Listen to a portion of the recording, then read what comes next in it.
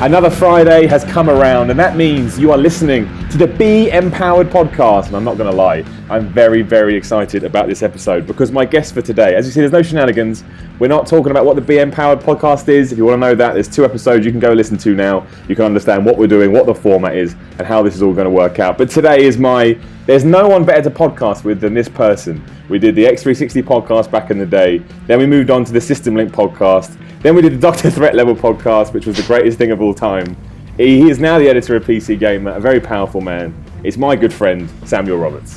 Simon, it's a pleasure to be here and to join you on the Be-Empowered podcast, which is this labyrinth that you've built for yourself. Yeah, it's a bit strange.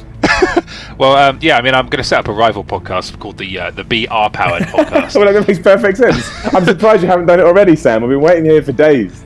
Dude, that's a very, very kind introduction. We've known each other. Man. We've known each other for years now. Like we used to podcast with David Lynch. You had on last week. Yeah, we did. It's true.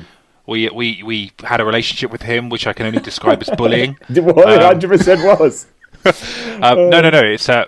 It's fantastic, and so the stuff we're going to talk about today is pure us as well. Definitely. I think that's probably one of the things that maybe we bonded over originally, Sam. And I'm not going to lie, I can't remember. My brain isn't that good. But I imagine that given how we both feel about the topic in question, look at us teasing it, even though it's going to be in the title of the podcast. But I can imagine this is definitely something we must have chatted about and enjoyed together as friends. I believe so. I think we originally bonded over Mirror's Edge, actually. Oh, that's true, because we're the only people that like it in the world, and everybody else hates it for some reason. Yeah, in Christmas 2008, everyone was going, boo, it shouldn't have combat, boo. And we were like, no, this game is perfect. Yeah, it was. Completely right, apart from the story, which is terrible. We'll do a Mirror's Edge podcast one day, because that's true, because I got a lot to say about that game. Like, I really, really do. Like, I think it's a masterpiece, and I think we're the only people that thinks that. It's the only game, we're starting it now, but we'll get back in a minute. It's the only game I call it recent memory, that I finish, and I started again straight away. I never do that with games, but Mirror's Edge had me straight away. Same here. Like, I beat it on hard, and then I went back and I did it with no weapons. Yeah, I did. The first time I did, I refused to take the weapons because I saw that achievement, and I knew that DICE were very don't do it with weapons. So I don't know what it was. Something about it was all right. I'm going to go with you. I'm going to listen to you. Mirror's Edge. But that led into because that same Christmas or holiday, I should say, we had it was 2008. We had Fallout 3 as well, which what a year. It was a good year, and then I think Dead Space as well, and Call of Duty World at War. No one remembers that. But, the worst one.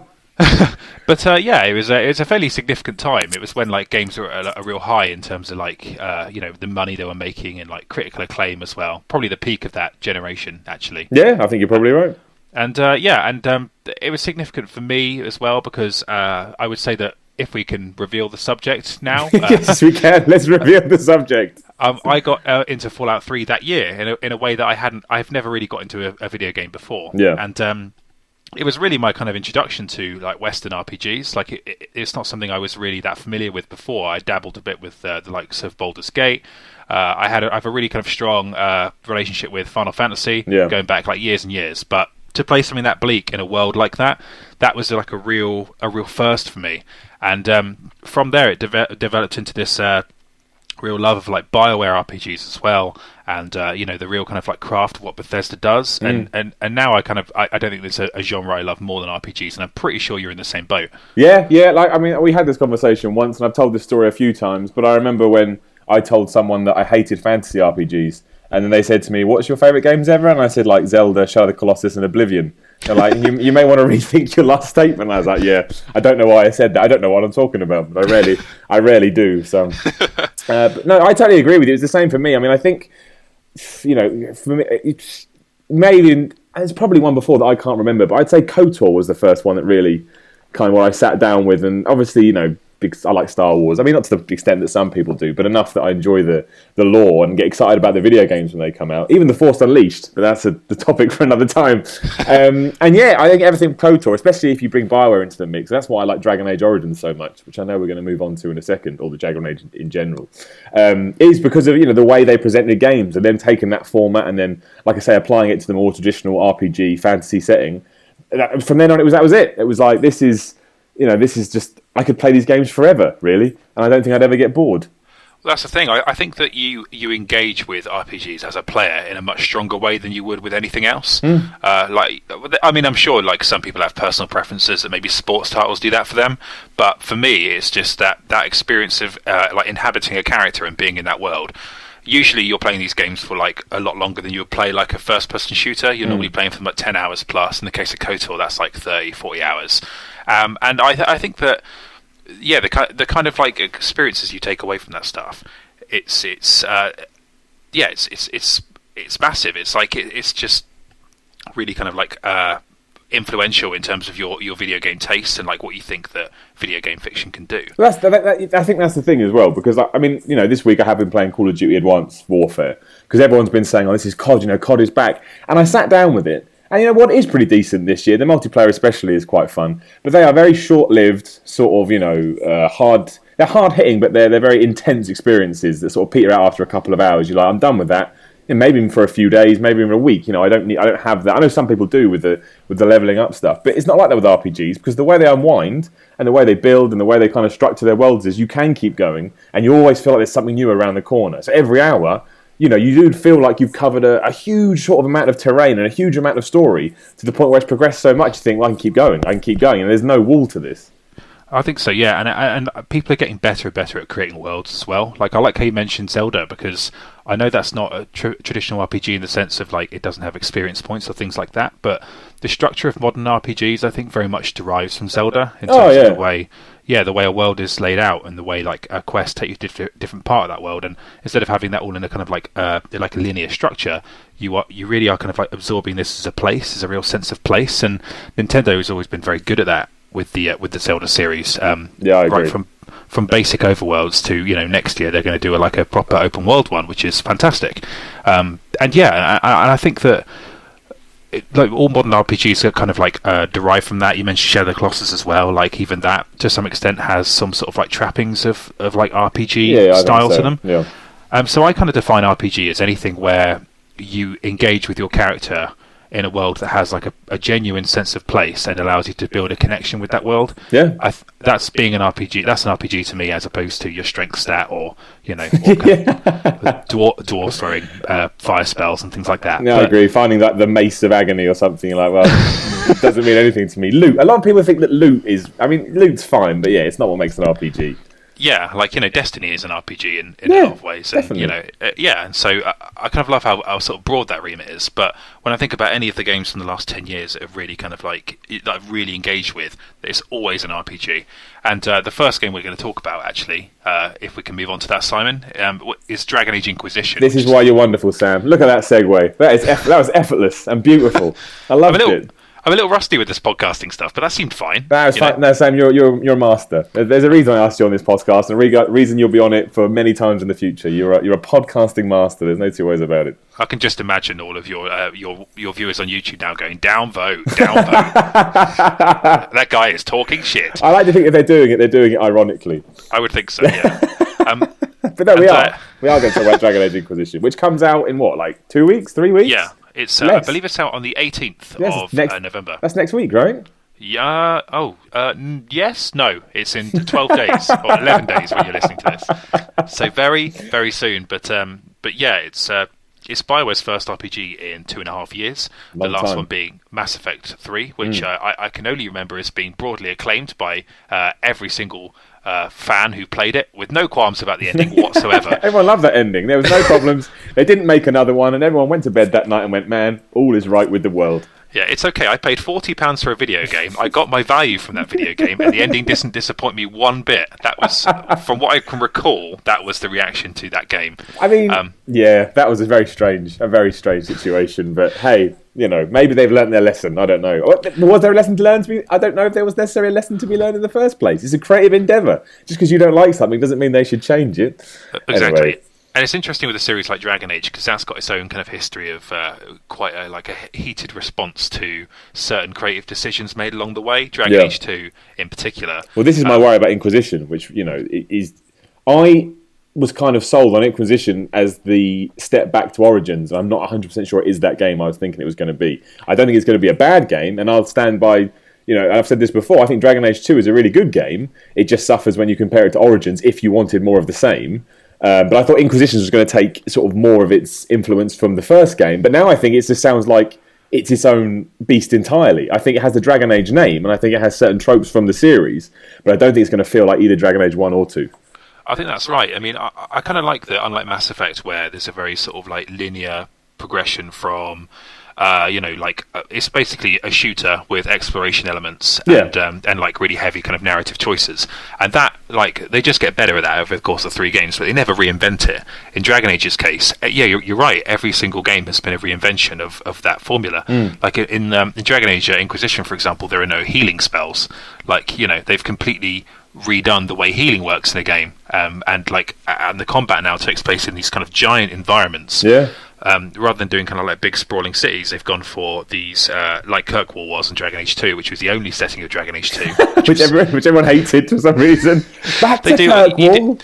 You do spend a lot of time there. Like, I love Dragon Age 2, but I also understand why some people don't like it. What's that cave they keep making you go to? Or not the cave, the beach or something. The something coast. Just literally, it's like you go on holiday there every year. Like, you want to go back to the coast? Yeah, let's go back to the coast. All right. And there's a warehouse in the docks where almost every major event in the game happens in one warehouse. It's so true. That is weird. Like, again, I just want to re-caveat. I like Dragon Age 2. But I think I also kind of understand why it pissed a lot of people off, because it's a really, really weird game. And there is a lot of, like, let's go to the Long Coast. You go to the Long Coast, oh no, we should have stayed in Kirkwall. All right, we go back to Kirkwall. Do you remember that warehouse? Let's go back to the warehouse. It's like, this is the weirdest. I don't really feel like it's an adventure. I feel like we're getting lost. It's like it was the Wounded Coast. That was the name of it. That's so bad. Why doesn't make any sense? How can a coast be wounded? I don't know, by weather? I don't know. Okay, fair enough. Erosion. The eroded coast. That makes sense. Yeah, very evocative. Erosion. But yeah, it's I like it because although it really sags in the last third when you start to realise how few assets they've actually built for the game. Well, yeah, that is very true. They made it in 18 months, and I don't think it was their choice. No, I agree. But what they did instead with Dragon Age 2 was Origins, right? It's like a traditional kind of adventure in that you pick from an overworld, you go to these different locations. Most of them are quite small, but it feels like a giant world. The scope of it, I think, is bigger than any other BioWare game. Like, it feels like you're doing all these world-changing events, bringing all these kind of factions together, challenging the rule of the kind of like the kingdom at that time. It's very much traditional in that you are like a chosen one style character as well. You are a silent protagonist, and then Dragon Age 2, you're just some normal guy who's suffers terrible tragedy like across like this 10-year period, and then has this rise to power within this one city that you never leave apart from once or twice for like you go into the deep roads for like 20 minutes and then you come back and never go there again, and then just decide to live in Kirkwall for 10 years. Kirkwall, I do like Kirkwall. I particularly like that pub, but I think that where they made up for the weaknesses of the lack of stuff in that world, they made up for it in the strength of the characters. I thought the supporting cast in that, from like Varric, Isabella, Aveline, were brilliant, and the writing was fantastic as well. I agree, and I think that's a BioWare success story, really, because it's the same with Origins as well. With Alistair and Morrigan and everybody else you had, you really did care about them as characters. But that was my other problem with Dragon Age 2. I can't tell you why it annoyed me so much, and it makes me very petty and a very immature man. But as soon as they said, no, you're not this faceless guy who you can kind of paste yourself onto, and you've got a voice, I still don't like it. I don't know. I understand it has to have a voice nowadays because video games have to evolve and have to, now not having a voice on a character seems alien. But I just preferred it. I just preferred it being this, okay, this is your Grey Warden, you are him, so, all your choices are going to be in text form, you're never going to speak, and you can create this personality. When you give me a personality, I find it harder to do that. I mean, like I say, it didn't affect my entertainment of the game too much, but I do prefer that. I don't think that's something we'll ever go back to now. Yeah, I think that's fair enough. But then I think that the presentation of the Warden in Origins had its own problems. Like, we talked before about the really weird, like, incidental voices they recorded for the Warden. Yeah, that's true. How he never talks in cutscenes, but then in battle he'll just sometimes go, "Yeah!" And it was just, and it's this guy who, it just sounds like they went off to the streets of, like, Vancouver and just got some guy to say, "Yeah," and "I'm going to kill you now." And that really kind of broke the illusion of that to me. Like, it never felt like I was a mighty warrior.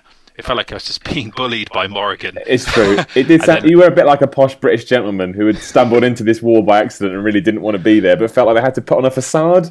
Yeah. Yeah. But then it had some really good stuff, like the origin stories, where it had like the beginning of the game could be replayed. I think it was like 6 or 8 times. Yeah. Well, I played every one. I went through. I couldn't help it. Like I finished the game once and thought, right, I'm doing all those origin stories. So good.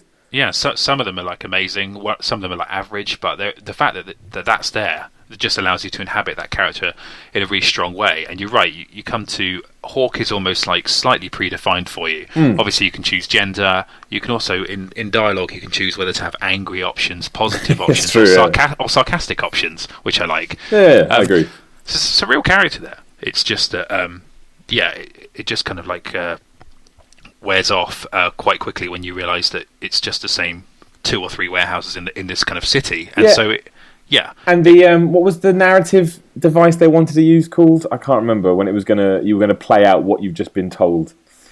I can't remember that. There was a big gimmick they had for Dragon Age 2. I can't remember. Everyone will be screaming now, going, "You can't remember that, you idiot!" But I guarantee you they don't remember either, because they all played the game in 2011, got angry, then never thought about it again. Just posted a comment and they went away. But that was the big thing. I remember when they first announced it, that's the big thing that they pushed, and they never saw that through either. And I think that was I think that's where some disappointment came from, because I think the idea was amazing, and then in practice it didn't really play out how people wanted it to. So I think that kind of scorned people a little bit on it. But which brings us to Inquisition. I saw it at E3 this year, and the first thing that the BioWare said in that presentation was, we know that there were some things about Dragon Age 2 that people didn't like, and we're doing our best to try and rectify those. Yeah. But I mean, I think maybe a lot of people then took that, I certainly did, mistakenly, most definitely, to mean, but we remember how good Origins was. And like I said, I don't think that's what this is going to be. I think this is literally Dragon Age. I think there's a reason there's not a 3 on it. I think the 3 got taken off. I'm going to say the 3 got taken off. But I think there's a reason that I think this is more like not a reboot, but I use that term for lack of a better one. This is more like a reboot of the franchise, taking the ideas and obviously taking the choices you made before, but pasting it onto a brand new template. Yeah, and I think that it feels like a direct response to Dragon Age 2 in that way. Like it's, you had this enclosed urban environment, and they've swapped it out for these gigantic wildlands. Like, there's been no more. There's no more kind of like obvious reaction to like a fan base's gripes than seeing that in action. Like walking through this lush kind of like these kind of forests and past these lakes and stuff.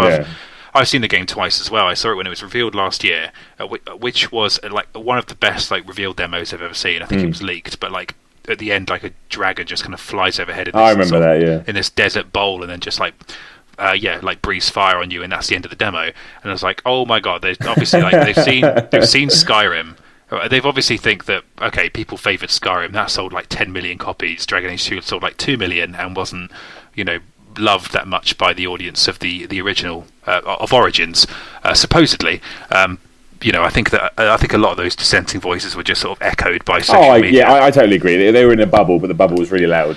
Yeah, and so now you have this kind of like mixture between Origin style like planning strategic combat and Dragon Age 2 sort of immediacy of like twatting someone with a sword, and it happening Devil May Cry style almost in terms of how reactive it was. I hope that's on the box. Twat people with your sword in victorious combat. I'll drop EA a line tomorrow and see what I can do. But do what you can, Sam. So yeah, I'm really kind of pleased that's the case. It's exactly what that kind of series needs in terms of to pleasing that audience, and also maybe finding some new fans as well. I definitely think it will. I mean, the visuals I think will help with that, because I think you do not know the difference between that game on sort of, I'll call it current gen and new gen. I hate all those terms, but I'm done it now. I'm that guy.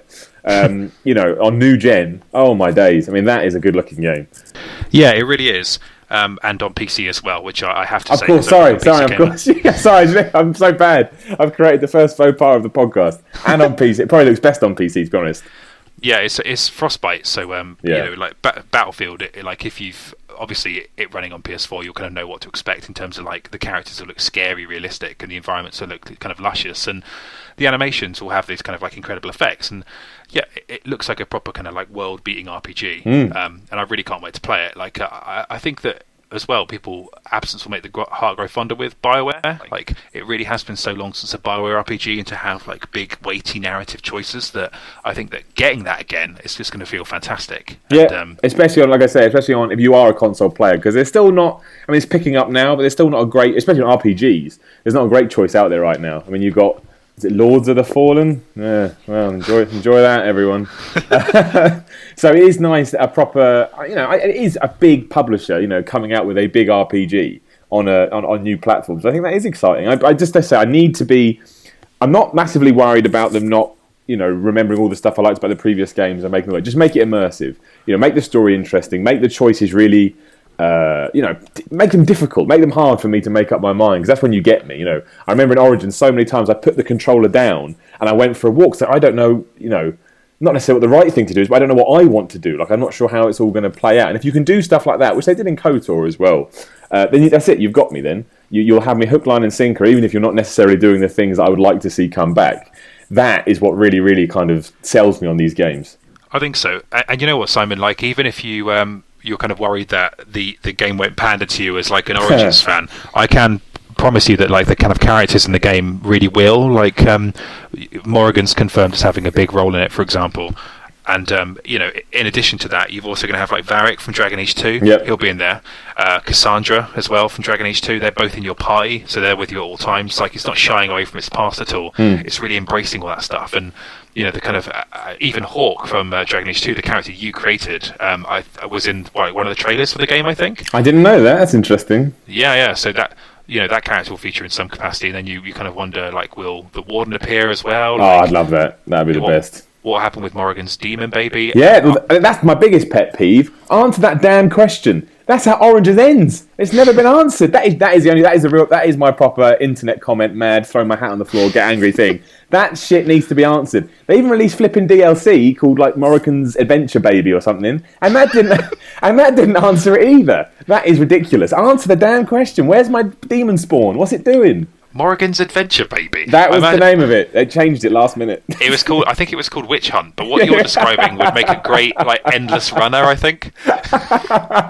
Just kind of like running along, Ferelden, just like avoiding Darkspawn. Yeah, I think that'd be good. Just like this kind of fetus on the run. That's the name, Fetus on the Run. Well, you can find it on the App Store very soon. We'll get to work on that as soon as we've done with the podcast. Absolutely. But yeah, it's... With Dragon Age Keep as well, you can go back through all the choices you've made, and regardless of which format you played it on, you can go back through all the choices you've made in Dragon Age Origins and Dragon Age 2 on this website. You've just got to sign in, and it will auto-load your achievements, and then you just build your kind of world state for Inquisition out of that. That's awesome. That's really important, because there was a time where there was this rumour that they were going to, if you were a 360 or PS3 player, you're going to have to start again, and that would have been... Oh man, I don't know what I would have done. I'd probably break them down. But no, the system they've set up sounds fantastic. It sounds like the ultimate way to do it anyway. I think so. Like, I'll talk about this a bit more later on when I talk about Mass Effect as well. But I think that people forget what a treat that is, that you can import decisions into another video game, and I think that's underestimated. Like, there are still no other games that do that except BioWare games. The fact that it happens at all and that they account for all those choices, I'm so grateful that BioWare exists, just because they have that kind of attitude. And it just makes me incredibly pumped about what they've got coming up, because obviously the kind of groundwork they're laying here will feed into other games that they're making as well. They're supposedly making a Star Wars RPG. Oh man, because when the EA announced that they had the license, they mentioned that BioWare would continue making Star Wars games, which it could be the Old Republic, but I think is much more likely to be like a Star Wars based single player RPG as well on consoles. Yes, I totally agree, because I think it needs it as well. I think it hasn't been one of those for so long in a universe that just lends itself so well to the genre. I think they'd be mad not to do it. I think so. So they've got that, and they've also got why have I forgotten this? Mass Effect 4, of course. Yeah, which they're still teasing every now and then, doing little weird dev diaries where they just mention the name and then show a wheel of a car or something. Well, they actually demoed it at Comic-Con. They didn't give it. Did you see that video? No, I didn't know that existed. Yeah, it's a Frostbite demo of like a new Mako going down this like icy mountain in this like massive planet. Like this, what they're doing in Inquisition with like the bigger kind of open world stuff, I think is going to feed through to all their RPGs, and this will be the way they make games now. They'll keep all that narrative choice stuff, but they'll put it in worlds like Skyrim sized. And holy crap, I mean, like the combination of those two things, like BioWare storytelling and a world like that, It makes me want to rub my nipples, like seriously. Well, Sam is an audio podcast, so you're more than welcome to. Anything that gets picked up on the microphone, we'll just pretend is static. We won't tell them what's actually going on. Oh, that feels really good. I'm going to call this podcast nipple rubbing now. I'm going to get that in there. That's good. That's good SEO. Yeah, that's what Dragon Age nipple rubbing. Everyone's searching for it. It's the hot new craze hashtag. But no, and I think that's a great point as well. Obviously, this is more of the topical discussion we're having. We are going to move on to the personal stuff, which, as you just hinted about, is your Skyrims, your Fallouts, your Mass Effects. But I think that is something interesting that BioWare have done. Like you said, I think they've obviously looked across at what Bethesda's doing and the success of those games, particularly Skyrim, which I think was a huge success. And I know we all thought it was going to be, but my gosh, did it sell a lot of copies. And yeah, if they think to themselves, hey, wait a minute, we're RPGs developers. We obviously, being who we are, I think we're better than them. So let's take some of their format and put some of our format in it. And you do have this really interesting thing, especially with Skyrim, because obviously Skyrim and Dragon Age do have a natural familiarity to them because they're both fantasy set RPGs made by Western companies. So I think if that is what they're going to do, and they obviously are, because they've done it with Dragon Age. If they do then bring that across to Mass Effect and things like that, I think what it does, especially for the Mass Effect series, is justifies another game, because I don't know what else they could have done. If Mass Effect 4 was just a follow-up from the 3 they've done before, I can't believe... I don't think Mass Effect 3... I think it was an amazing game, but I don't think it was better than 2. So my gut would tell me that 4, unless they could come up with something really interesting, would still feel like an extension of those. Whereas now, even though it's got 4 in the end, you want it to feel like something brand new. And with this system, that it does look like they're going to sort of take on board. That's exactly what they'll do. Yeah, it's interesting because I think that they're going to do... like how in The Matrix it's heavily suggested. In fact, it's not suggested, it's said out loud by that bloody architect guy. When he spouts all those kind of horseshit keywords about ergo concordantly and all that stuff. He talks about how there were different matrices before this one, and this will be the such and such time we've destroyed Zion. Like, that's very much part of the spoilers. Although, to be honest, this is a spoilerific podcast anyway, because last week David Lynch ruined every horror film for me. To be fair, that's my fault. I put a spoiler warning on all my stuff, but it means that everything's going to get spoiled. Like, that's what I'm not doing it to protect people. I just don't care about spoilers. I don't care. On a kind of like a side note, I think the best thing about that podcast was that, like, I haven't seen Godzilla. I've only seen like the trailers and stuff. But when like Lynch was describing it, and then Godzilla turns up to save the day, I remember thinking, why would I watch the full thing now? How can it possibly live up to David Lynch describing it? Lynch made it out like it was this weird, intelligent, like, I don't even know what educational lesson on global warming. Like, I don't know where he came up with that stuff, but bless his heart, he did. It was fantastic, but yeah. Anyway, I completely forgot where we were. There we go. Mass Effect. There we go. Yep. And so I think that obviously, like the Reapers, there's that kind of choice that Shepard makes to kind of reboot the universe or not. Yeah. Kind of remembering it quite vaguely now. I think there was a ghost kid. That's all I remember. There was some ghost kid. I could see Mass Effect 4 either being a prequel or existing in a different timeline, or not a timeline, but like a different period of time where the Reapers were on the rise again and things happened differently. I think that's what's going to happen, and I'm pretty sure they've hired like an all-new team of writers, so it shouldn't have the same vibe as the previous games did. But at the same time, we'll have obviously like oversight from key people at BioWare who are actually working on their own real-world set RPG, which was very strongly hinted at during the EA E3 conference this year. Yeah, I remember that. So there are potentially like 4 BioWare RPGs in the next 2 years, which would be amazing. But you say that, and this is obviously, I'm playing devil's advocate a little bit here, but my biggest problem with Bethesda games, and I found this when I came to Skyrim, is I burnt myself out on Oblivion and Fallout. I put 301 hours into Oblivion, which makes me a mentalist, and then when Fallout came in, I put 100 hours into it. When Skyrim came out, I sat down to play it, and I was very excited about Skyrim, obviously, as you would be. I enjoyed it, but as soon as I'd done like the main quest line and a few side quests, I had to stop because I thought I cannot play this anymore because I played so much of this formula, and it is the same. It's a formula that works. If it's not broke, don't fix it. But I did struggle to play that game as I had the 2 previous ones, and I really hope that doesn't happen with BioWare games, because at the moment every BioWare game does feel unique and it does feel original. Yeah, it's funny though, because you mentioned that, but I had the same thing with Skyrim, where I acknowledge like it's an amazing achievement in terms of world building, and particularly the PC version is like incredible. Yeah. With all the kind of like lighting mods you can attach to it to make it look like incredible. But I had the same kind of like cool reaction to it, and mine wasn't being burnt out as such. It was that I found the world of Fallout 3 so much more compelling than a kind of like a a slightly tropey fantasy world. I know it was certainly darker. It was certainly more of an edge to it when in the stories that it would tell, sort of under the surface rather than directly at you, were some were horrific. Yeah, and but it was never quite as, this is harsh to say, but it's never quite as inventive in terms of like storytelling, and I don't think it could be, because Fallout was about the real world and real people, and so when you had like that kind of side quest where that guy turns into a tree, yeah, it's a little bit fantastical, and perhaps I shouldn't have used this to make such a serious point. No, I liked it. The man turning into a tree is perfect. But it is a brilliant side quest, yeah. And like and it's because he's a human being and there are other human beings involved, and like you can see in their desperation why they kind of like preserve this guy who's kind of suffering from this terrible kind of like affliction as a result of the the radiation in the capital wasteland. And then you have to make a choice whether to kill him and to kind of alienate his followers, or let him live forever and like please this bunch of religious zealots and that sort of stuff. I don't think you can do. Oh, this is really harsh because I love Game of Thrones, but I don't think you can do it in Skyrim any story that's as compelling on a human level as that in this world of dragons and woolly mammoths. But then again, maybe it's just Skyrim specifically as opposed to high fantasy, because Game of Thrones does do really good high drama. I was going to say as well, this could be my issue because obviously I did stop playing it before I thought I would, referring to Skyrim. But one of the things that Oblivion did do really well was continually surprise you with sort of little tricks. Like the one that stands out originally was the one when you go into the painting. I don't know if you did that thing, that side quest. You find a painting and somehow you can jump into it. And that not only does it give it a completely different visual outlook, so you do feel like you're in a different game, but it's just bizarre. And it's so off the wall. You're like, what the hell am I doing? But it kept it interesting. I never really...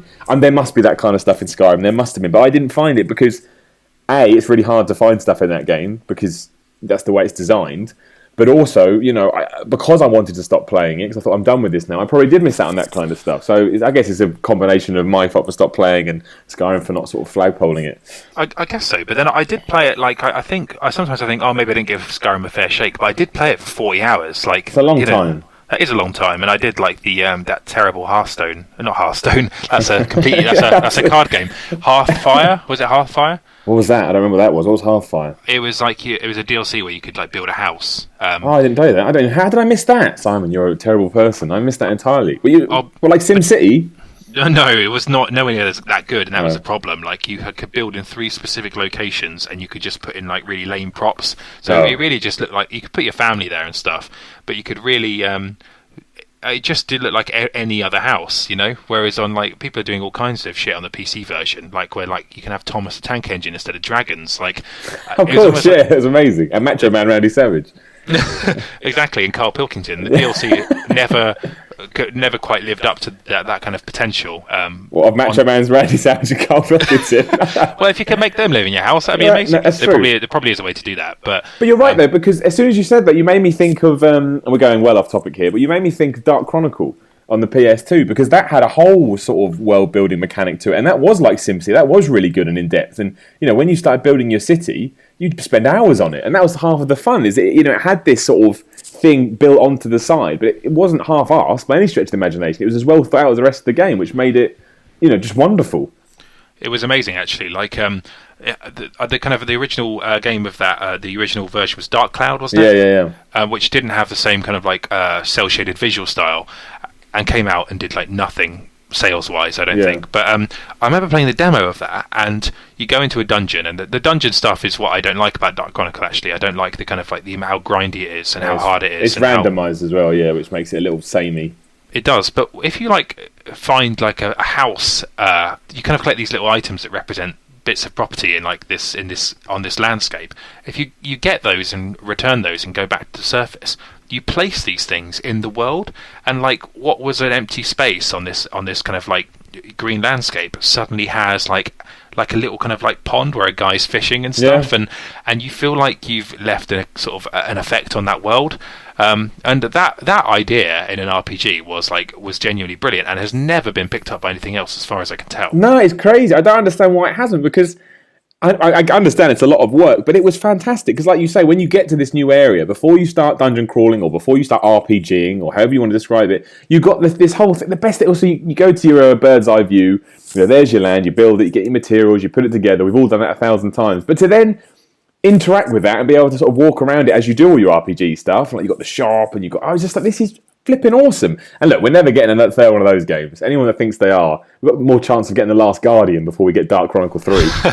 So at the very least, I'd want them to just re-release them on like PS4 or something. Yeah, I'd take that. I mean, the only problem with Dark Chronicle, and again, I've taken this conversation in a completely different direction, but never mind. We're into the personal stuff now, though, right? Exactly, exactly. It's the personal section, so we can talk about whatever we want. Yeah. But the only problem with that is the end. The last 2 hours of that game, when it runs out, they don't know how to finish the game. Oh my gosh, does it let itself down? I mean, it's a really, really poor ending to what is genuinely, I think, my favourite Japanese RPG of all time. But it's a shame that those kind of ideas, I mean, especially for the type of games we're talking about, because if you did have, like you say, obviously Bethesda have that kind of idea because they released that DLC for it. And if they could somehow work that into the point it didn't feel sort of disappointing, then you've got an incredible new mechanic to a game that already has so many strings to its bow. I will say, actually, like, I don't want to make it sound like I don't respect how amazing Skyrim is as like a piece of world building. Oh, of course, yeah. I think it's brilliant. It's just it wasn't for me in the same way that Fallout was, and to be fair, like nothing has been. Like I played New Vegas and I like it, but the world doesn't have the same sense of discovery of like seeing something on the horizon and thinking, right, I've got to go there and go in that house and find out what the story is there. You know, doesn't have the same inventiveness in like side quests either. Does have some brilliant characters and situations, but Fallout 3 was a real one-off in terms of like the achievement of that world's tone. And and Skyrim had like these amazing kind of landscapes where you'd see like a dragon would just fly overhead and you see like mammoths being escorted by a giant, and then you'd run over an icy lake and down a mountain, and it's all there and it's incredible, and it's built by incredibly talented people. But yeah, I think that a game that gets you by the kind of like really gets you in the chest. Am I talking? That makes sense. It sounds like it's killed you a little bit, but I know what you mean. Yeah, gets you by the gut, maybe. Yeah, by the heart. just naming body parts now. Yeah, leg. gets you by the foot, and what it does is it just those kind of games where the story or the world have an effect on you are far more memorable, even if the world building is technically as good. I totally agree, and I also think that Fallout 3 is the. I think I'm going to underline the word "think," but I think in terms of that whole dangling a carrot to keep making you chase it, it's the best at doing that. From the moment you walk out of Liam Neeson's little cave and you see that world, and it's just go. I know there's it in Oblivion and Skyrim, but there's just something about Fallout 3 when you get into a world obviously you're familiar with because it's Earth essentially, and it's just like fuck, and obviously your first big thing within the first few hours is the whole, do I blow up this town? Do I not blow up this town? It's just so bleak and so depressing and so horrible. And yet somehow that whole depressing, horrible nature makes you like it even more because you think, this is just, imagine this happened. This is terrible. It does, yeah. But having said that, I did blow up that town because I thought the people there were dicks. Well, that's fair enough too. Look, we've got enough dicks in the world. We don't need any more. Well, that's it. I thought, hey, it's a nuclear apocalypse. Let's try and let's band together and do this, yeah? But they were like, hey, who are you? Yeah. And I was like, well, I'm going to set your bomb off then and you're all going to die. And I'm going to get a luxury hotel suite. And also, if you're restarting society, you don't want to restart with dicks. You want to restart with the good people. So fuck those guys. And that town was broadly impractical. I mean, like the way it was set up is like around a bomb. Yeah, it was around a bomb, and it was really hard to get anywhere because you had to climb these impossibly tall hills. Oh, that's true. Yeah. You've built a town in the worst possible place, which I understand is the point, but but nonetheless, it made me livid, Simon. So, I like from an architectural point of view, this is terrible. So you're all going to die. Exactly. Yeah. Whereas big town later on, you're like, hey, this place is all right. Yeah. There's like everything's going on. Yeah, there's like semi-detached or whatever. It's just all right, and and so I love Fallout 3 more than any other RPG of the modern age, I think. And when I was like 14, my favourite game of all time was Final Fantasy X, because, which I do like. But I know you do. I've replayed recently, and is does some really impressive things in terms of like world building and its lore. Religion and a giant whale is the easiest way to sum that up. But but Fallout 3 is just like it's never been bettered in terms of writing, art direction, side quests. Like side quests in that game are brilliant. Like the locations are amazing. That giant boat you go to. Oh, it's incredible. Yeah. the multiple vaults that have their own little stories in them. Oh, and some of them are terrifying as well. Like, I remember, and this is embarrassing to say, but it's true. I remember turning the brightness up on that game and putting it on easy, because at one vault, I think it's the one everyone spoke about at the time, I don't remember the number, was so horrific and so just terrifying. I was like, fuck off on I'm a wuss anyway, but there's no way I'm doing this without some help. If that help is making it lighter and making it easy, that's what I'll do. But even then, I remember creeping around those corners. And it's just Fallout 3. Obviously, there is a terrifying idea to it. The whole idea is terrifying. But yeah, some of those vaults were horrendous. Yeah. And like I think the thing that made it more personal for me as well was the fact that you could put on like radio stations and stuff. Yeah, creepy, yeah. Yeah, and so I did it differently to other people. Like I didn't. I think it took. You have to unlock the Three Dog radio station. Yeah, I think so. Yeah. Yeah, and I didn't do that for like a long time. So I was walking around just listening to John Henry Eden's kind of like bits of propaganda, where in between it'd have these bits of like Americana kind of like national anthem sort of music, and listening to that whilst walking through these like empty landscapes, where there's just no one there and everything's been destroyed. Like that was Fallout to me. Just hearing this kind of propaganda from what turns out to be this kind of AI, like how grim that was. Not having any kind of like human connection to it, and this kind of like blasé sort of the world's okay even though you know everything is fucked. There's nothing else like that for me, and Fallout 3 just I can't see any game doing it better. It's just a perfect combination of everything. I agree. I mean, I tell you what, this is asshole comment time, so we don't like asshole comments, turn down. But it's a mature game, and not because it swears or not because like you rip someone's heart out and then eat it or anything like that. It's mature because the themes it deals with are adult and difficult to get your head around. And like you say, one of them is the constant sense of foreboding. There's no hope in that game, none. Even when you've done as much as you can, you're still like, well, everything's fucked.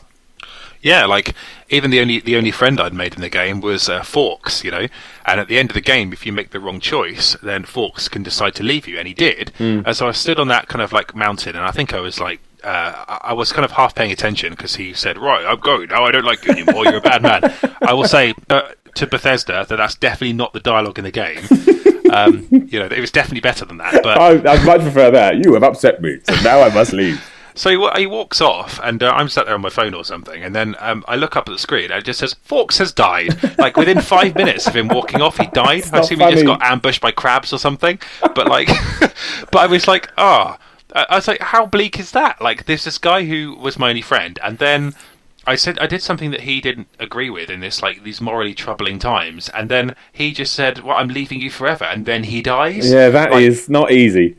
That's part brilliant kind of like writing and brilliant like systems as well. Like the systems of the kind of morality in the game meant that he left, and because of the way the world works, the world killed him. So that moment belongs to me as a player because of these very unique elements that I helped craft, and in this world that Bethesda allows to kind of like throw elements against each other to produce these unique situations. It's true.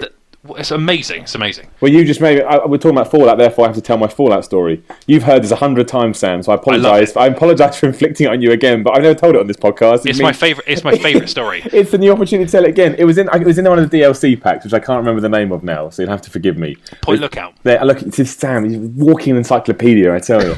But so you go to Point Lookout. Obviously, it's a different place, and there's obviously new weapons and lots of new stuff that you're supposed to get. And there was that one gun that they give you, which is like, super duper badass gun. And it's like, it even tells you that you need this gun. No matter what else you've got, forget your friends, forget your family, forget hunger, you need the gun. So you get to that big mansion in Point Lookout. And I left the gun in one of the one of the storage things there, because I don't want to overuse it now. There's other missions that I haven't been able to do. I'll go and take it to those missions and I'll be able to succeed. And then I went and did a mission.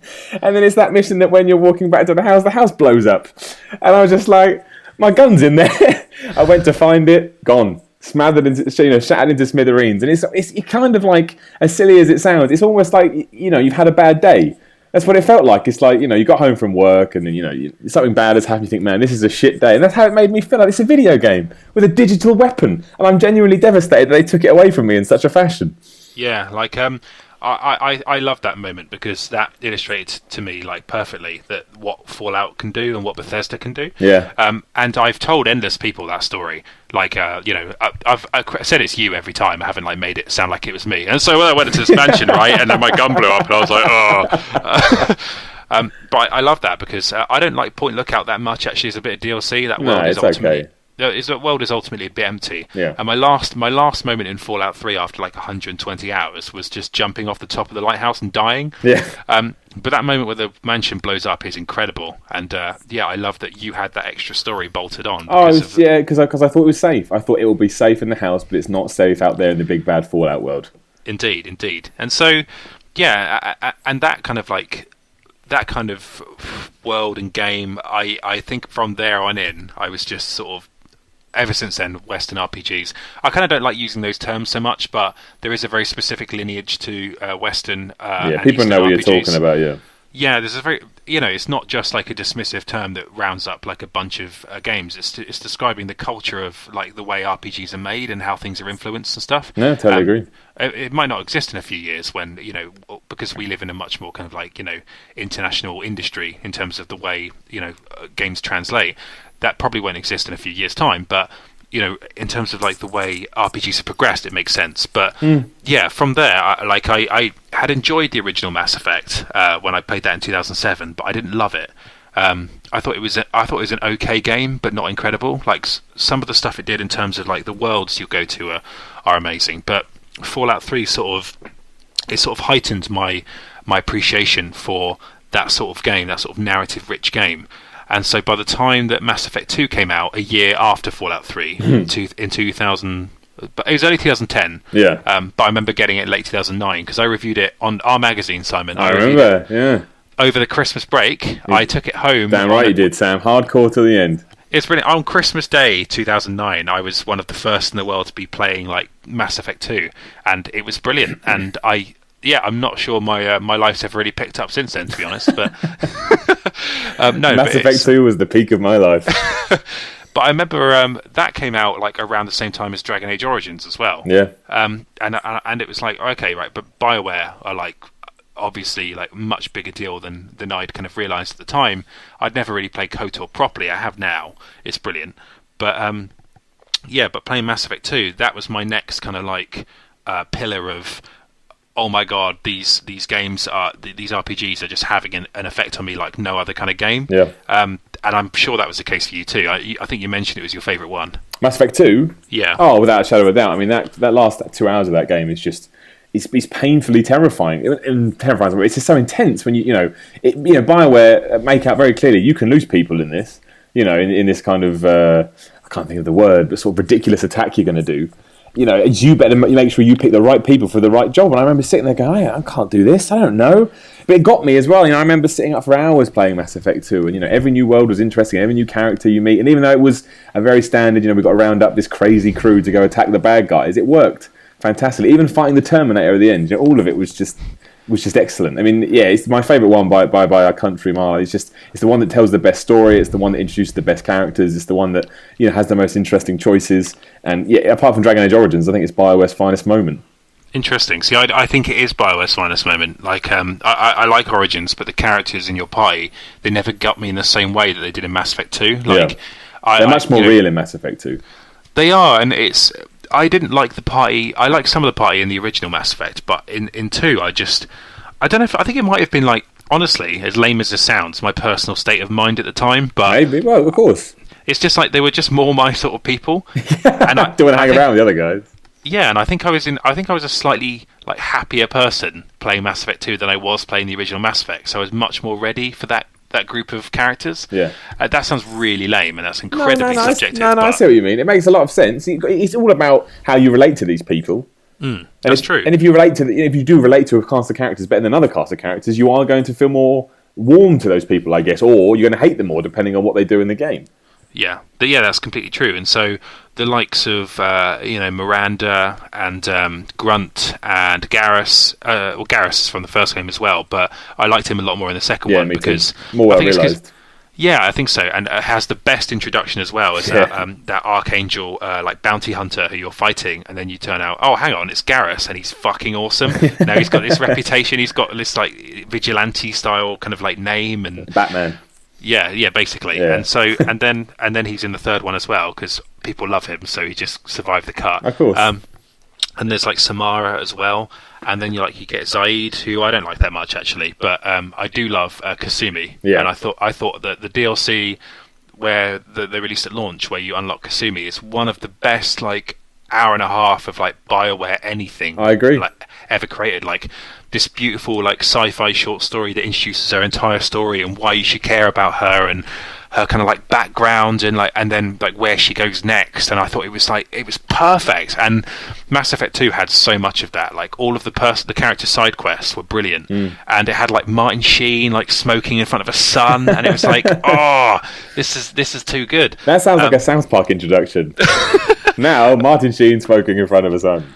Well, much like David Lynch describing Godzilla, the real Mass Effect 2 can never really live up to my description of it just then. Martin Sheen smoking in front of a sun. Yours is much better, yeah. And it's a good game anyway. But yeah, and so I thought that was the best one. It didn't have a burden to wrap up the story, and it told this different story and was the inverse of the original Mass Effect, where with Dragon Age Origins, you are this chosen one style character. And then, that's suddenly reversed. And the opening of the game is the Normandy being blown up. Ah, so good.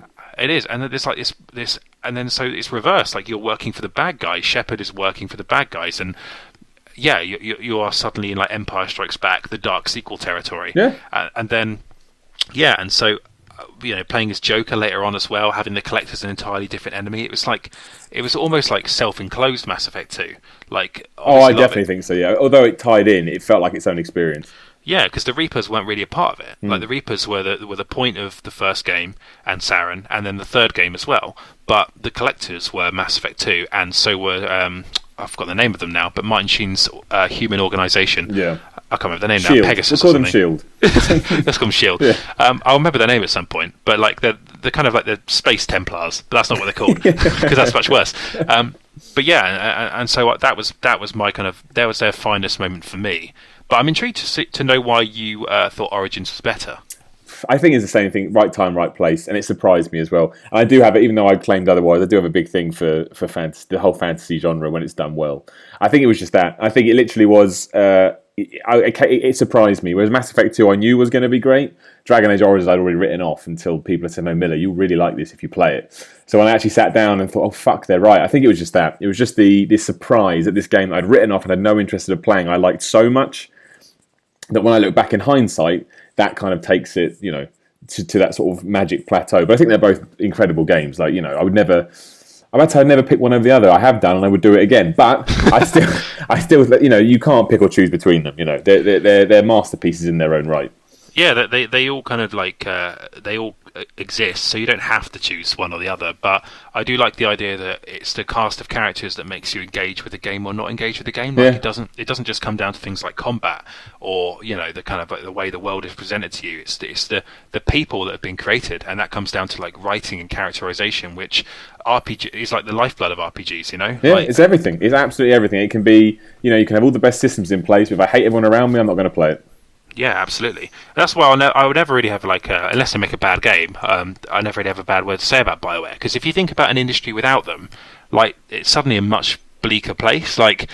Who else is doing that kind of story-driven games in that way? Bethesda have their own kind of way of reflecting morality and stuff. BioWare's way of doing it is very specific and very valuable.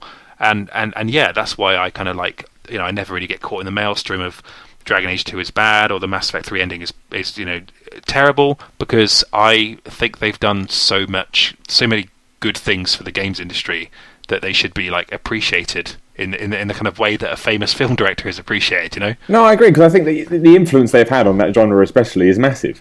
Because you can go back to sort of Western RPGs 20 years ago, and they were nowhere near as accessible or popular as they are now. And I think to say that BioWare didn't have a big hand in that would be ridiculous. Yeah, absolutely.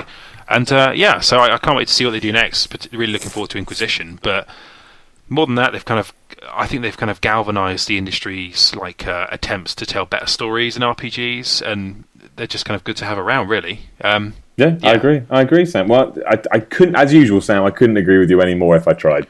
That's fantastic. And so I guess, Simon, because time is against us, we have to transition into Well, we literally just say it in passing. Obviously, the three parts, I talk about something that's topical and something that's personal to you, which we've definitely done. And we talk about something newsy kind of around that subject. And as you did mention to me, Sam, before we started this podcast, the good old internet has uncovered a trademark for Fallout Shadow of Boston. You know, I think it's probably time that a new Fallout game came out. They're far enough away from Skyrim now. All the stuff that Bethesda has come out has been like, The Evil Within and what's the other game they released? I've now forgotten. Anyway, that thing. They're not Bethesda RPG games, so I can imagine we'll get. I can imagine it. Maybe not next year it comes out, but I imagine we're getting a proper announcement next year. Simon, because I'm a games journalist, I just decided to research this while we're talking about it. That's very good. I like it, Sam. This is professional.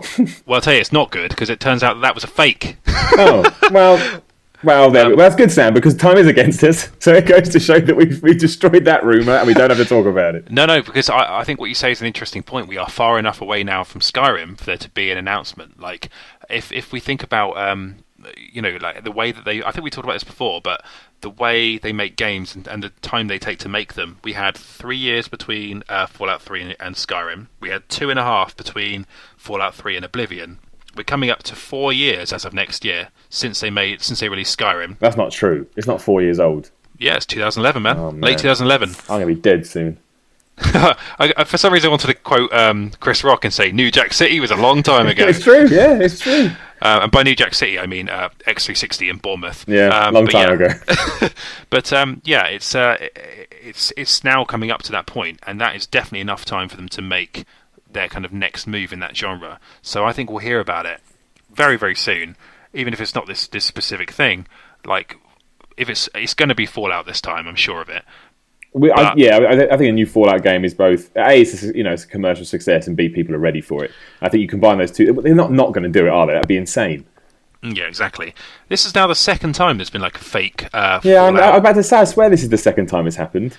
Yeah, and that just shows you how like enthusiastic people are about it. That they're willing to create fake news to kind of like try and engineer an announcement out of Bethesda, which is obviously not the way they work. But I could see it being announced at the VGX this year. Or maybe it depends what they're doing with Doom, really, because there's a lot of Doom rumours as well. Maybe they can announce both. I think they can probably exist against each other. I think so, and Dishonored 2 will get announced pretty soon, I reckon. But yeah, I think it's going to be a good year for that stuff. And at the very least, we've got Inquisition on the boil RPG wise. It's not bad, is it? No, it's not bad. And Final Fantasy 15 is happening as well, which I know that you will never play. But not after Final Fantasy X, Sam. You know how I feel about that game. But... Dude, that was 13 years ago. I know, but I'm still not over it. I snapped that disc, Sam, and I snapped it calmly. That wasn't a rage snap. That was, I hate you so much, I'm just going to snap the disc. You have to die. Is that the only game you've ever broken in rage? It wasn't in a rage. I was perfectly calm. I knew the game had to be killed. It had to be out of my life. That's quite a beautiful image, actually. But I've done that with many games, but not. I have done that with a Final Fantasy game. I destroyed Disc 3 of Final Fantasy VIII very specific. After the random rule in Triple Triad took my Ifrit card off me. That sounds terrible. Yeah, exactly. Me describing that out loud, I destroyed the disc and the PlayStation 1. That was. I'm pretty sure I've told you that before. Yeah, lots of times. Yeah, I have. Yeah. I just. I like the story. I like the story. I love to show off how angry I am. It's one of my things, No, it's. Yeah, so there's that coming out, and that's like an open world kind of like road trippy game. A lot of people. That trailer was pretty. I was intrigued by it. I thought it looked pretty cool. Have you seen the Zoolander gifs that people made afterwards? No, but I will check that out as soon as we're done with this. Please do, because the sequence with the 4 models and the petrol. Yeah. It's basically that, but with like their kind of heads photoshopped onto them of these spiky-haired Final Fantasy characters. I will definitely do that. Again, the GIF can never really live up to me describing it, but